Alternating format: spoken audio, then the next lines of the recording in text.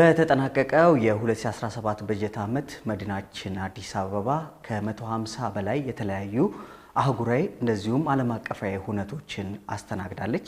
ታዲያ ይህ ሀዝ በዘንድሮ ዓመት በ9 ወራት ውስጥ ከ200 በላይ ቁጥሮችን እንደተሻገረ የተለያዩ ጥናቶች ያሳያሉ። ታዲያ እነዚህ ሁነቶች በአንድም በሌላም መልኩ የኢኮኖሚ መነቃቃቶችን እንደ ሀገር በማምጣት ሂደት ውስጥ ድርሻቸው ትልቅ እንደሆነ ይነገራል። ሰላም ጤና ይስጥልን፣ እንዴት አላችሁ ውድ ተመልካቾቻችን? ሳምንታዊ የዓለም ሸማች መሰናዶ ተጀምሯል። በዛሬ የዓለም ሸማች መሰናዷችን በኮንፈረንስ ቱሪዝሙ ዘርፍ እንደ ሀገር ይዘነው የመጣ ነው መነቃቃት ምን ይመስላል፣ እንዴት የኢኮኖሚው ደጋፊ ሆኗል የሚለውን ዛሬ በስፋት እያነሳን ቆይታ እናደርጋለን። እናንተም እስከ ፕሮግራማችን ቆይታ እንድታደርጉ ግብዣችን ነው። ለዚህም እንግዲህ አንድ እንግዳ ጋብዘንላችኋል። እንግዳችን የቱሪዝም ሚኒስትር ዴኤታ የሆኑት አቶ ስለሺ ግርማ ናቸው። ከልብ አመሰግናለሁ ለጊዜዎት። አመሰግናለሁ። መልካም እንግዲህ ዛሬ በስፋት እያነሳን ቆይታ የምናደርገው ስለ ኮንፈረንስ ቱሪዝም ወይም ፈረንጆቹ ማይስ ቱሪዝም ይሉታል። ምንድን ነው ዘርፉ? ሀገራችን መቼ ተዋወቀችው? አሁን ምን ደረጃ ላይ ነው የሚገኘው? ይሄን ከማንሳት እንጀምር። የማይስ ቱሪዝም የሚሉት የውጭ ዓለም ሰዎች ሚቲንግ፣ ኢንሴንቲቭ፣ ኮንፈረንስ እና ኤግዚቢሽን እንግዲህ ውይይት ወይም ጉባኤ፣ ኢንሴንቲቭ የሚሉት ማበረታቻ፣ ሰዎች ጥሩ የሰሩላቸውን ሰራተኞች ደስተኛ የሆኑበትን አፈጻጸም ለመደገፍ ሰዎችን ከቦታ ቦታ ለመዝናናት የሚጋብዙበት ሂደት ነው። ሶስተኛው ኮንፈረንስ የሚባለው ነው። ኮንፈረንስ ያው ሁሉም ሰው ያውቀዋል። ቀጣዩ ደግሞ የመጨረሻው ኤግዚቢሽን ነው። በተለይ ኤግዚቢሽን ከንግድ ጋር ይገናኛል።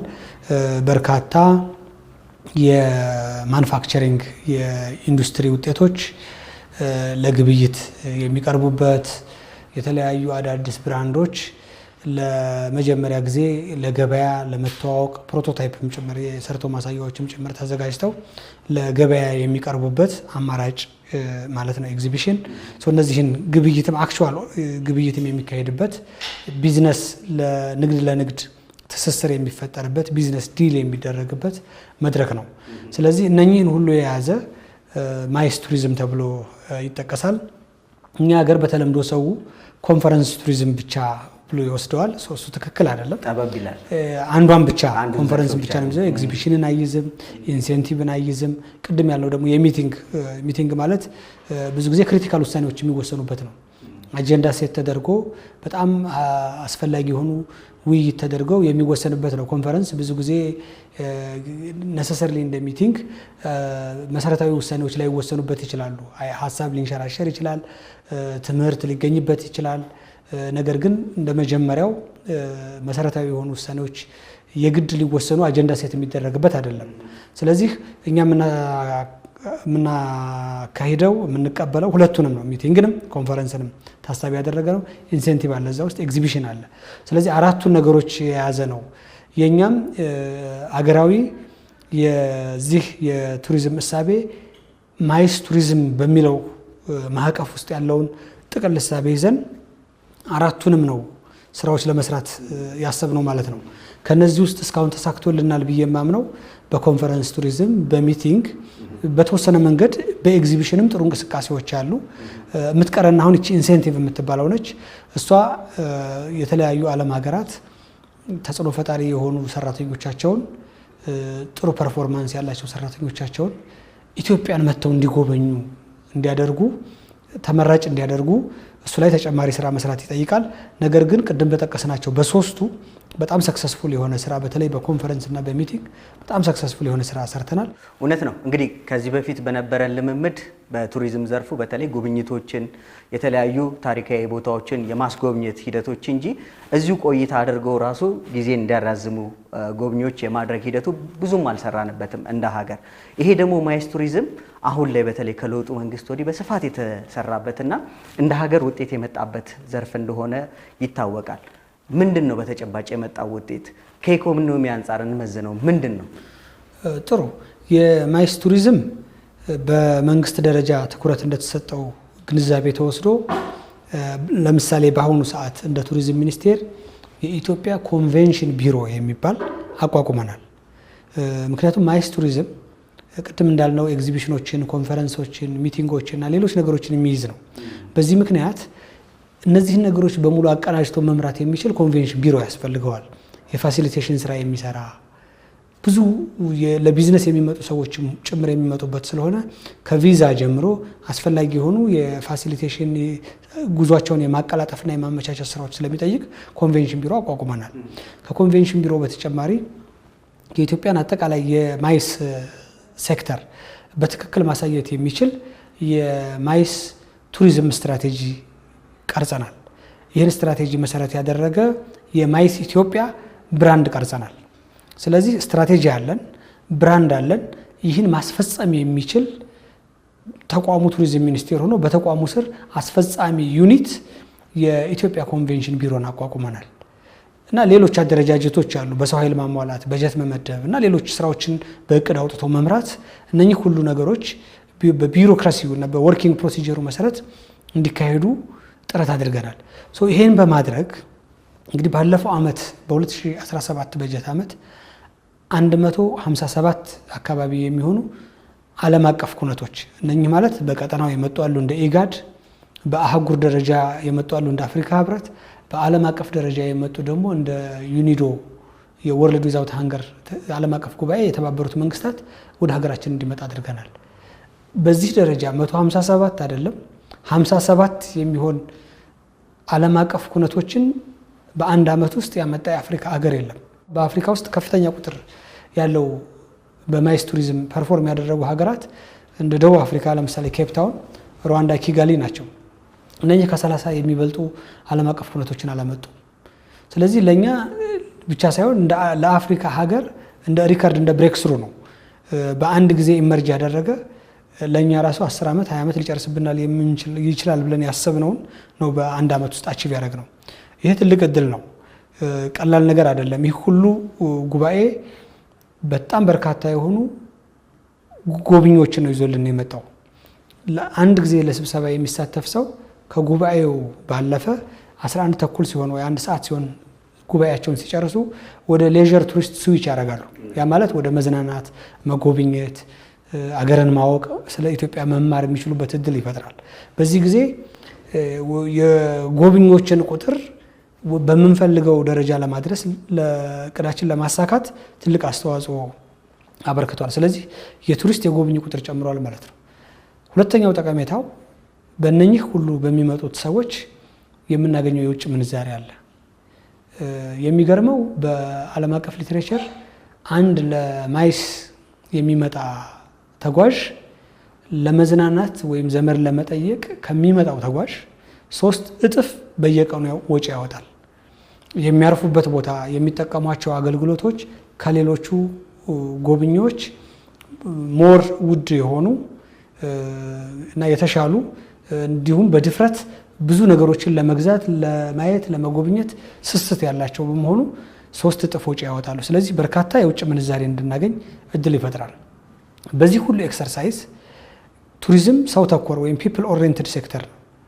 ስለዚህ አገልግሎቱን የሚሰጣቸው ከኤርፖርት እነሱን ተቀብሎ የታክሲ ትራንስፖርት ከሚሰጠው ጀምሮ በሆቴል የሚያስተናግዷቸው፣ በጉብኝት ቦታ የሚያስጎበኟቸው፣ በስብሰባ አዳራሾች እነሱን ተቀብለው አገልግሎት የሚያቀርቡላቸው በሙሉ ኢንድ ቱ ኢንድ አገልግሎቱን የሚሰጣቸው የእሴት ሰንሰለቱን ተከትሎ ከምግብና መጠጥ አቅርቦት ጨምሮ በአጠቃላይ የሰው ልጅ የስራ እድል ፈጥሯል። ስለዚህ ስራ እድል ፈጠራ ትልቁ አስተዋጽኦ ነው ማለት ነው። ሌላው የማይስ ቱሪዝም የማይናቅ ጠቀሜታው በእነኚህ ጉባኤዎች ላይ ቀደም እንዳነሳሁት በተለይ በሚቲንግስ አጀንዳ ሴት ተደርጎ ውይይት ይደረጋል። አንዳንዶቹ መጥተው በቃ ዓለም አቀፍ ጉባኤያቸውን ኢትዮጵያን መርጠው ቦታውን አዲስ አበባን መርጠው አካሂደው ሊሄዱ ይችላሉ። ብዙ የኛ ስቴክ ላይኖርበት ይችላል ጉባኤውን በሚመለከት። ምክንያቱም ዓለም አቀፍ የግል ድርጅቶችም አሉ የሚመጡ የግል ድርጅት ቢዝነሳቸውን ተወያይተው ሊሄዱ ይችላሉ። አብዛኞቹ ግን አህጉራዊ፣ ቀጠናዊ እና ዓለም አቀፋዊ ኩነቶች የኢትዮጵያ እንደ ሀገር ሜምበር ስቴት ወይም አባል ሀገር የሆነችባቸውና ኢትዮጵያ እዚህ ሆስት በመደረጉ ምክንያት እንደ ተቀባይ ሀገር የኛን ሀገር መልእክት የምናስተላልፍበት በአጀንዳው ላይ ኢትዮጵያ ውስጥ የሚካሄድ በመሆኑ ያን አጀንዳ በሚመለከት ጉዳዩ በምን ደረጃ እየተሰራ እንደሆነ ግብርናም ይሁን ኢንዱስትሪ፣ ቱሪዝም እና ሌሎች ጤና፣ ትምህርት፣ ጉብኝት ይካሄዳል። ስለዚህ የኛን ደረጃ እንዳለንም በዛው የሚታይበት እድል ይፈጥራል። ከዚህም በላይ እኛ በዛ አጀንዳ ጉዳይ ላይ እንደ ሀገር የምንፈልገውን አጀንዳ በአጀንዳ ውስጥ እንዲካተትልን የማድረግ ሰፊ አቅም አለ። ሴክሬታሪያቱን የማግኘት አጀንዳችን እንደ ማሳያ ሆኖ የኢትዮጵያ እንዲቀርብና ውሳኔ እንዲሰጥበት የማድረግ ሰው አጀንዳ ሴቲንግ ጀምሮ እስከ ዲሲሽን እስከ ውሳኔ ድረስ የምንፈልገውን ውሳኔ ለማስወሰን ከፍተኛ እድል ይፈጥራል። ይሄ ከፍተኛ የሆነ ፖለቲካዊ፣ ኢኮኖሚያዊ፣ ማህበራዊ ጠቀሜታ ያለው እድል ይፈጥራል ማለት ነው። እውነት ነው። ምናልባት ጉዳዩ ለሀገራችን በእርግጥ ቅርብ ጊዜ የተጀመረ እንደመሆኑ መጠን ብዙ ሰዎች የሚጠይቁት ጥያቄ አለ። ቅድም እርሶም ነካክተውታል። ወደ አንድ የግለሰብ ህይወት ስናመጣው በብዙ የሚመነዘር ጠቀሜታ እንደሚያመጣ ምናልባት ከቦሌ አሳፍሮ የተለያዩ ስብሰባ ማዕከል የሚወስደው ሹፌርን ጨምሮ በየሆቴሉ ከጽዳት ጀምሮ የሚሰሩ ሰዎችን ማንሳት እንችላለን። የአንድ ሰው ህይወትን ምናልባት ተሞክሮ ማድረግ ብንችል ምን ያክል ማየት ተጽዕኖ እንዳለው ብናነሳ? ተጽዕኖ በጣም አለው። አንድ ሳይሆን ብዙ ሰርቶ ማሳያ የሆኑ ውጤት ያመጡ ሰዎች አሉ። በእኔ በኩል በሚመጡ ኩነቶች ውስጥ ከ40 ከ30 በላይ የሚሆኑ ኤግዚቢሽኖችን ያመጡ ኮንፈረንሶችን ያመጡ ፕራይቬት ሴክተሮች አሉ። እነኚህ ፕራይቬት ሴክተሮች 2 ዓመት 3 ዓመት ለፍተው አንድ ዓለም አቀፍ ኩነት ወይም ቀጠናዊ ኩነት ያመጡ የነበሩ በአሁኑ ሰዓት ግን 30-40 ኩነቶችን ኦልሞስት በየወሩ አንድ ወይም በየ15 ቀኑ አንድ ኩነት እንግዲህ የሚያደርጉት ዝግጅት የሚፈልገው ሎጂስቲክ አጠቃላይ የፋሲሊቴሽን ስራ በጣም ውስብስብ ነው። እያንዳንዱ የሚመጡት የተለያየ ቋንቋ ተናጋሪዎች ናቸው፣ የውጭ ቋንቋ ተናጋሪዎች ናቸው። ብዙ ዝግጅት ይፈልጋሉ። እንግዶቹን መቀበል ያስፈልጋል፣ ቪዛቸውን ፕሮሰስ ማድረግ፣ ከተማውን ማስጎብኘት፣ ጉባኤያቸውና ኤግዚቢሽናቸውን የተሳካ ማድረግ። እነኚህን ሁሉ ነገሮች ተቋቁመው ፕሩቭን የሆነ ሰርተው በጥራት አሳይተው አሁን ኢትዮጵያ ውስጥ ያለውን ኩነት መቀበል ብቻ ሳይሆን ዓለም ደረጃ ላይ የሚካሄዱ ደቡብ አፍሪካ ላይ ሄደው ኩነቶችን ያስተናገዱ ያሉ፣ አየርላንድ ሀገር ፕራክቲካል ነው የምነግርህ፣ ሄደው ያን ዓለም አቀፍ ኩነት ኢትዮጵያዊ ኢቨንት ኦርጋናይዘሮች፣ ኩነት አዘጋጆች ሄደው ማስተናገድ የጀመሩ አሉ። ይሄ የኢትዮጵያ ማይስ ሴክተር በእኛ አገር ኮንፈረንስና ኤግዚቢሽኑን ለማካሄድ የፈጠረው እድል ብቻ ሳይሆን በሌላ ዓለምም ሌላ ዓለም ላይ ያሉ የኩነት አዘጋጆች ከሚያዘጋጁት ኢትዮጵያ የተሻለ ኢቨንት ኦርጋናይዘሮች ስላሉ እነሱ ያዘጋጁት ተብለው ሃንድ ፒክ እንዲወዳደሩም ሳይሆን ተመርጠው ቀጥታ በስም ተጠርተው እንዲሄዱና እንዲያዘጋጁ ተደርጓል። ይሄ ትልቅ እድል ነው። እንደዚህ ሴክተሩ ላይ እንደነበረ ሰው በቀላሉ አቺቭ የሚደረግ አይደለም። በጥረትም ብቻ የሚመጣ አይደለም። በብዙ ድካም በብዙ ሰርቶ በማሳየት በዲሲፕሊንም ጭምር ነው፣ እንደ ሀገር እድልም ጭምር ነው እና እንዲህ አይነት ትልልቅ ተጽዕኖ ፈጣሪ ግለሰቦችን ፈጥረናል፣ ድርጅቶችን ፈጥረናል የሚል እይታ አለኝ። እንግዲህ ከዚህ ጎን ለጎን የሀገራችን የኢቨንት ኦርጋናይዘሮች ኩነት አዘጋጆች ቁጥር እየጨመረ አቅማቸው እያደገ በሀገር ውስጥ ብቻ ሳይሆን በዓለም ላይ የሚዘጋጁ ትልልቅ ኩነቶችን ማዘጋጀት ጀምረናል። ይህም ትልቅ ውጤት ነው።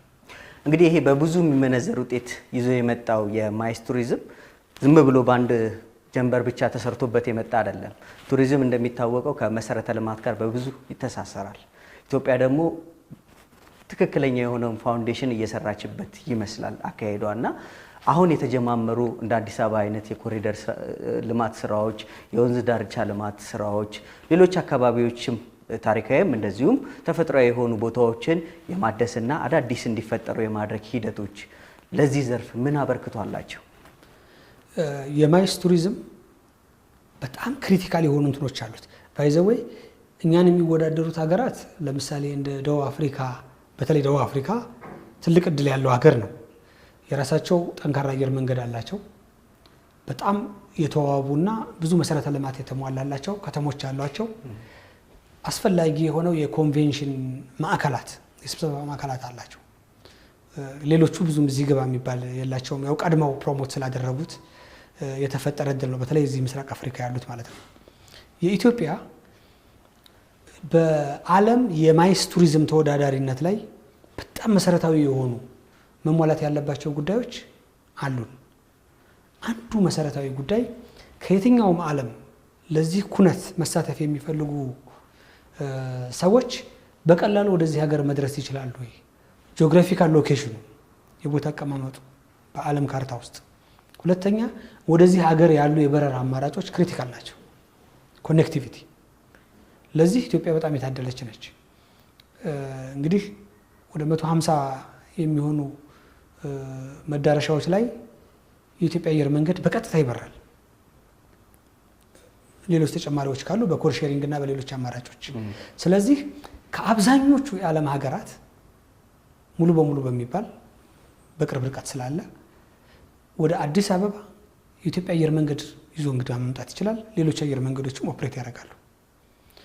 የቦታ አቀማመጣችንም ያው ለአውሮፓ ለመካከለኛው ምስራቅ በጣም ቅርብ የሆነ ሀገር ነን። ለአፍሪካም ለሰሜኑም ለደቡቡም የአፍሪካ ክፍል አማካይ ቦታ ላይ ነው የምንገኘው፣ በአፍሪካ ቀንድ የምንገኝ ሀገር ስለሆነ።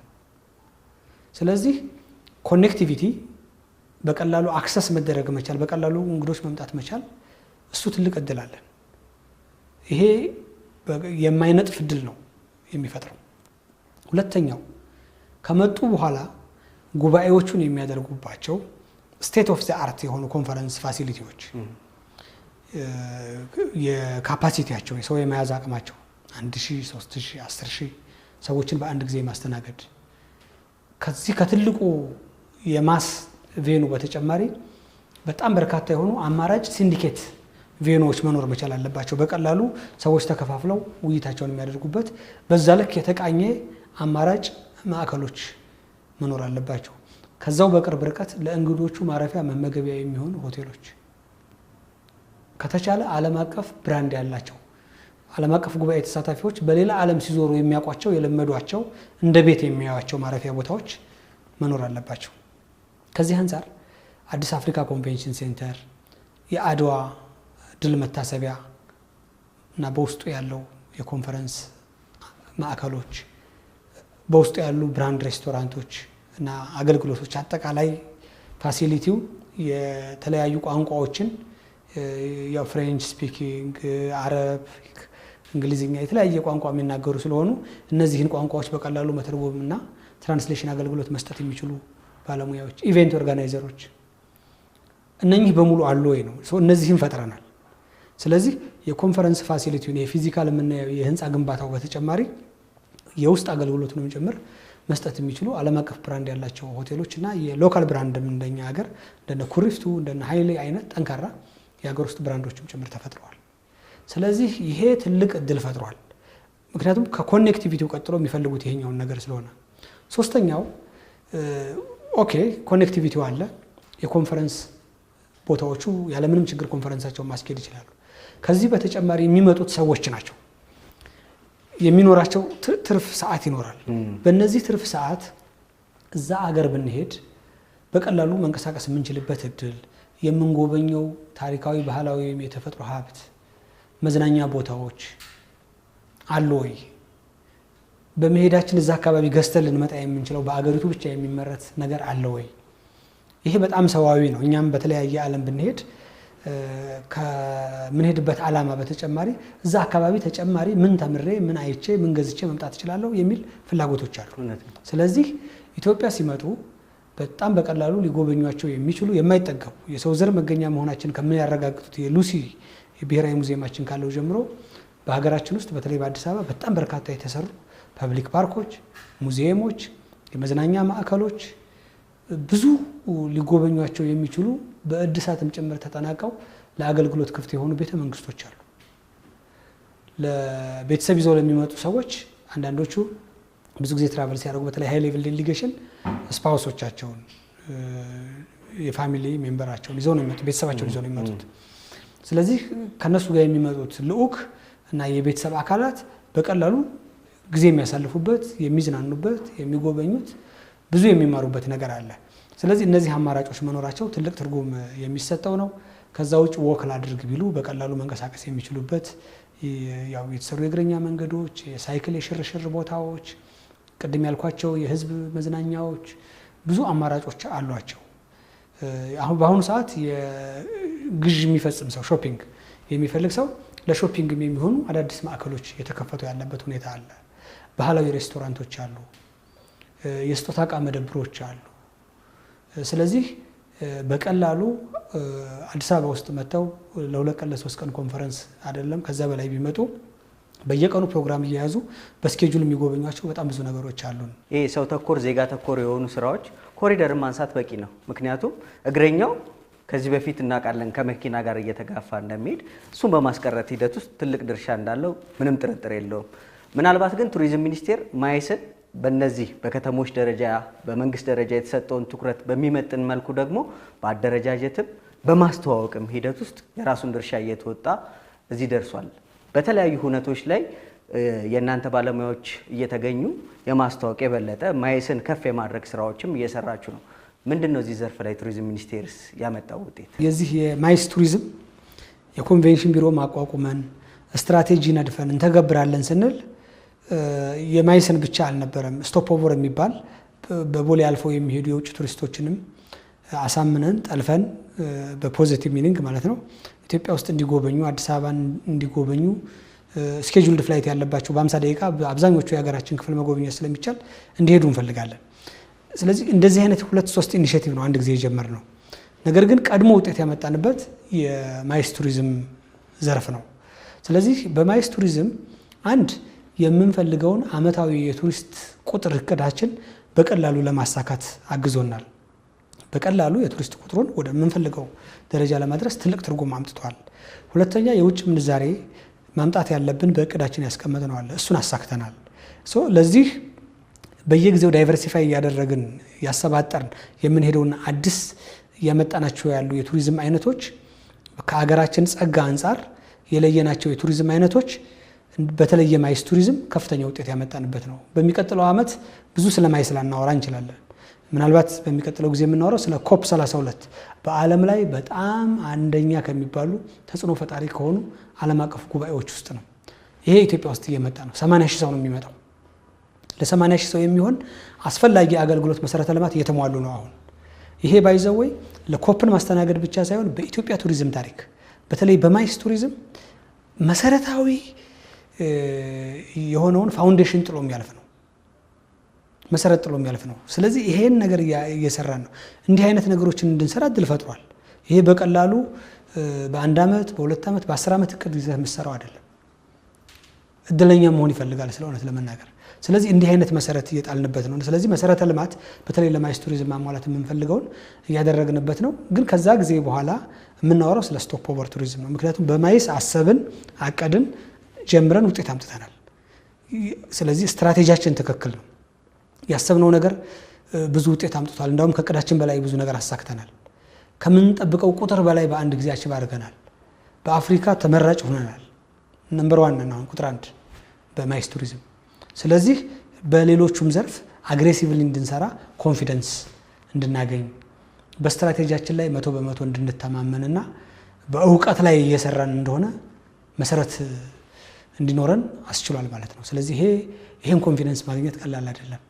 ይሄን ኮንፊደንስ መንግስት ሙሉ በሙሉ አምኖበት፣ ህዝብ በሙሉ አምኖበት፣ የግሉ ዘርፍ በሙሉ አምኖበት መስመር ውስጥ ገብቶ በጋራ እየተረባረበ ሲሰራ እያየን ነው በማይስ ቱሪዝም። ከዚህ በኋላ ማዕከል አለመሆን አንችልም። ምክንያቱም ቅድም ያልኩት በስራም በተፈጥሮ የሚያገኘነው እድል አለ። በቦታ አቀማመጣችን፣ በጠንካራ አየር መንገዳችን፣ አሁን ደግሞ ሰርተን ባሳየነው የማይስ ቱሪዝም ስራ ያመጣነው ውጤት ስላለ ከዚህ በኋላ ኢትዮጵያ በማይስ ቱሪዝም ዘርፍ ተወዳዳሪ ሆና መቀጠሉ አይቀርም። ሌሎች አገራት ደግሞ ተወዳዳሪ ለመሆን መስራታቸው አይቀርም። ስቲፍ የሆነ ማርኬት ኮምፒቲሽን ያለው በጣም አደገኛ የሆነ የገበያ ውድድር አለ። ስለዚህ ይህን ውድድር ሁልጊዜ የገበያው መሪ ሆነህ ለመቀጠል በየጊዜው ቴክኖሎጂን የመጠቀም አቅም ማደግ አለበት። ስለዚህ አሁን አርቲፊሻል ኢንቴሊጀንስ ያለ እዚህ ሀገር እስከ ትምህርት ተቋም ድረስ ማቋቋም የደረሰ የቴክኖሎጂ በርካታ ኢኒሼቲቮች አሉ። የግሉ ዘርፍ የመንግስት ተቋማትም የማይጠቀሙ እነዚህን አግሬሲቭሊ መጠቀም እና በዓለም አቀፍ ማህበረሰብ ዘንድ ሁልጊዜ ግንባር ቀደም አብዛኛውን ሰው ብትጠይቀው የሚፈልገውን ነገር የመጀመሪያውን ምርጫ ብትጠይቀው በቀላሉ ይነግራል። በቀጥታ በሰከንድ ውስጥ መናገር ይችላል። ሁለተኛ ሶስተኛ ምርጫ ብትጠይቀው መናገር አይችልም። ስለዚህ የመጀመሪያ ምርጫ መሆን ነው ያለብን። ሁለተኛና ሶስተኛ ምርጫ ውስጥ ከገባን ከብዙ እይታ ውጭ ነው የምንሆነው። ስለዚህ የመጀመሪያ ተመራጭ ሀገር ሆኖ ለመቀጠል የቴክኖሎጂን የመጠቀም አቅም በመንግስትም በግሉም ዘርፍ ይሄ መሻሻል አለበት፣ ከዚህም በላይ መሄድ አለበት የሚል አስተያየት አለኝ። ለግሉ ዘርፍ ያለኝ ጥሪ በመንግስት በኩል የተሰሩት የኩነት ማዕከላት ብቻቸውን በቀጣይ ጊዜ 200 300 እያደገ ሲሄድ የሚመጣው ዓለም አቀፍ የኩነት ቁጥር በቂ አይሆንም።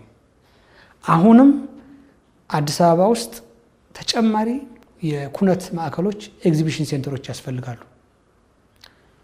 በጣም ወደ አደጉና የሰለጠኑ ሀገሮች ስንሄድ በጣም ግዙፍ የሆኑ ማዕከላት አሏቸው። አሁን ውድድራችን ከአፍሪካ ማለፍ አለበት። ስለዚህ ለዛ የሚመጥን ኢንቨስትመንት በራሳቸው አቅም ከመንግስት ጋር በመተባበር ከውጭ ባለ ሀብቶች ጋር በመተባበር በኢንቨስትመንት በአዲሱ አዋጅም የሚፈቀዱ በርካታ ማሻሻያዎች ስለተደረጉ በቀላሉ እንደዚህ አይነት ለሀገር ለትውልድ የሚተርፉ ለረጅም ጊዜ ዘላቂ የሆነ ትርፋማ ቢዝነሶች ውስጥ በድፍረት መግባት አለባቸው። መንግስት ሁል ጊዜ እነዚህን ነገሮች እያሟላ እንዲቀጥል መጠበቅ የለባቸውም። መንግስት ለዚህ ዘርፍ ሰፊ የሆነ ማበረታች ጀምሮ ቢዝነሱን ቀጥታ ኦፕሬት እስከሚያደርጉበት ሰዓት ድረስ ሰፊ ድጋፍ አለው። ስለዚህ ይሄን እድል መጠቀም አለባቸው የሚል ጥሪ አለኝ፣ ከቴክኖሎጂው ባሻገር ማለት ነው።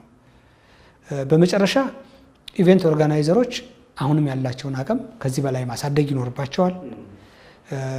በተለይ ብዙ ዓለም አቀፍ ኩነቶች የብዙ ዓለም አቀፍ የተለያዩ ቋንቋዎችንም ጭምር የሚጠይቁ ስለሆነ በዚህ ደረጃ ከማሰልጠኛ ተቋማት ጋር በመነጋገር የበቁ የሰው ሀብት ማፍራት ላይ ሰፊ ስራ መሰራት አለበት። ለዚህ ቱሪዝም ሚኒስቴር ዘርፉን በሰለጠነ የሰው ሀብት መምራት እና ፕሮፌሽናል ሰርቲፋይ ማድረግ፣